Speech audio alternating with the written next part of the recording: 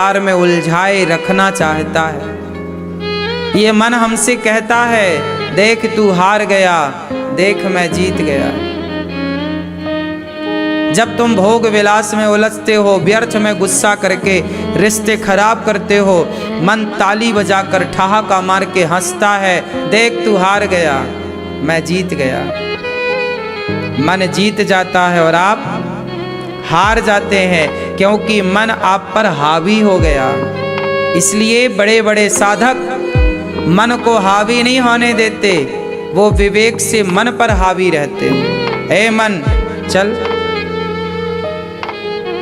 इसलिए जो मन के विषैले दांत हैं, जैसे सफेरा जहरीले दांत तोड़ देता है सर्प के, उसी तरह साधक लोग, भक्त लोग विरह की अग्नि में जल करके और इस मन के विषयों के दांत तोड़ देते हैं, ताकि यह मन सदा सदा के लिए मन भगवान में लग जाए और मन का भटकाव समाप्त हो जाए। वरना ये मन आपको आज कोई पहली बार आपका मन भटक रहा है नहीं, 84 लाख योनियां तो पार आप कर चुके हैं। इसका प्रमाण है आपका ये मानव शरीर। 84 लाख योनियों के बाद ये मानव चूल्हा मिलता है। तो यदि हमें मनुष्य शरीर मिला है तो निश्चित ही हम 84 लाख योनियां पार कर चुके हैं। और इस योनि में भी यदि सही राह पर नहीं चल पाए तो फिर हमारे सामने 84 लाख योनियां पड़ी हैं। फिर जाओ कुत्ता बनो, बिल्ली बनो, गधा बनो, चींटी बनो, ये सारी योनियां पार करके बड़े भाग्य मानुष तन पावा, सुर दुर्लभ सदग्रंथ निगावा। बड़े भाग्य से मानव का देह मिला है, और जब मिला ही है तो क्यों ना इस मन के दांत तोड़े जाएं, क्यों ना मन को विरह की अग्नि में तपा करके इसके अंकुर को नष्ट किया जाए और सदा सदा के लिए बहिर्मुखी से हम अंतर्मुखी हो जाएं, भगवान की ओर बढ़ जाएं। जहरीला डंक बीछी का तोड़कर फेंक दिया जाता है। आप भी जहरीला डंक इस मन का बार बार भटकाओ। शरीर बंधन का कारण नहीं है, पत्नी परिवार बंधन का कारण नहीं है, संसार जगत बंधन का कारण नहीं है। जानते हैं आप लोग बंधन का कारण क्या है? सिर्फ मन एवं मनुष्याणाम। ये मन ही कारण है बंधन और मोक्ष का। ये मन क्या है? बंधन और मोक्ष का कारण है। गोपियां क्या कर रही हैं?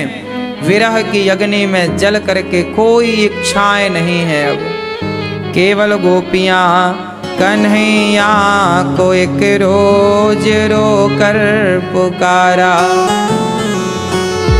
केवल रो करके कृष्ण को पुकार रही हैं गोपियां। गोविंद सहारा तेरा है,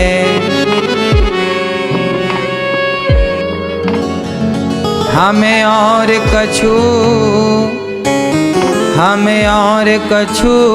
ना चाहिए कन्हैया। क्या चाहिए बताओ? हम आपसे कुछ मांगने के लिए थोड़ी रो रहे हैं। जब भक्त भगवान की याद में रोता है तो कोई चाह लेकर थोड़ी कि हम आपसे कोई वस्तु चाहते हैं। संसार के लोग मांगते होंगे वस्तुएं, पर सच्चा भक्त वस्तुएं कहाँ मांगता है। वो जानता है कि वस्तुओं की तो कोई कीमत है ही नहीं। अनमोल संसार का सुख नहीं है, अनमोल तो स्वयं भगवान है। इसलिए गोपियां वस्तुओं के लिए कहाँ रो रही हैं?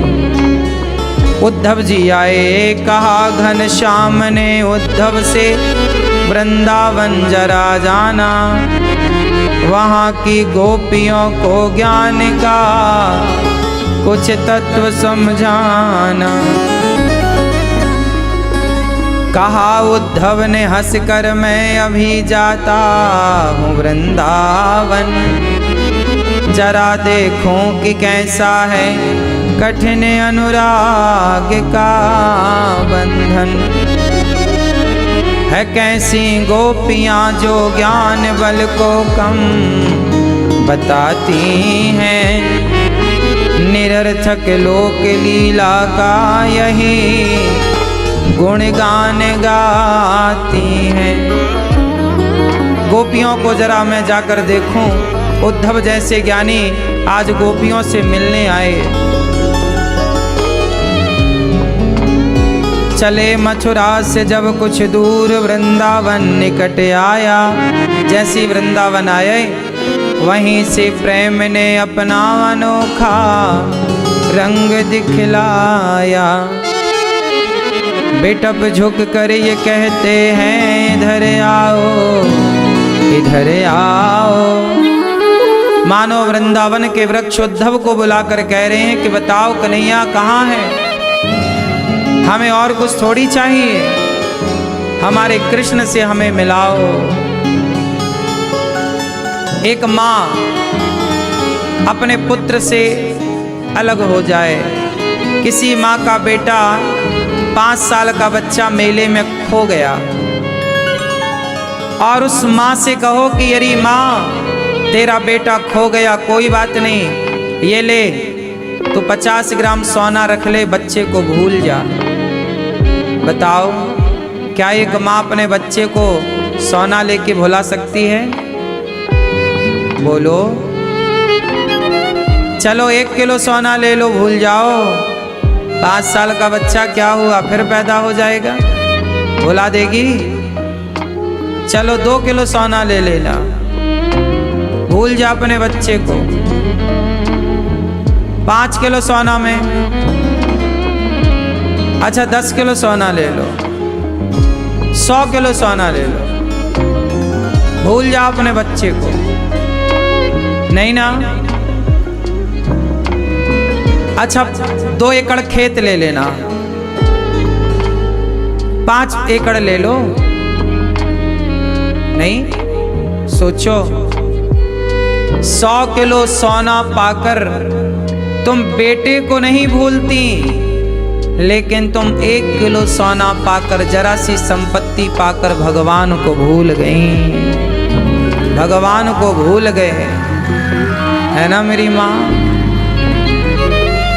मतलब आपके लिए बेटे का महत्व ज्यादा है, भगवान का महत्व ज्यादा नहीं है।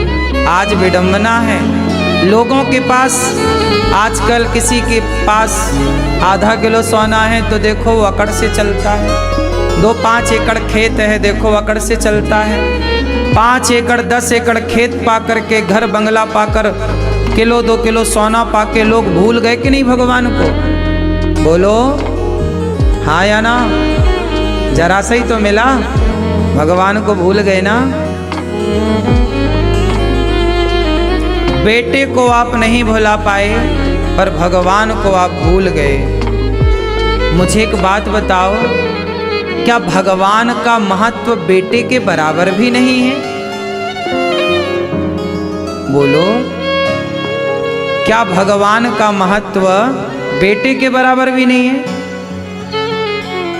आज का समाज, सबसे मैं कह रहा हूं, सबसे पूछिएगा और अपने अंतरात्मा से पूछिए।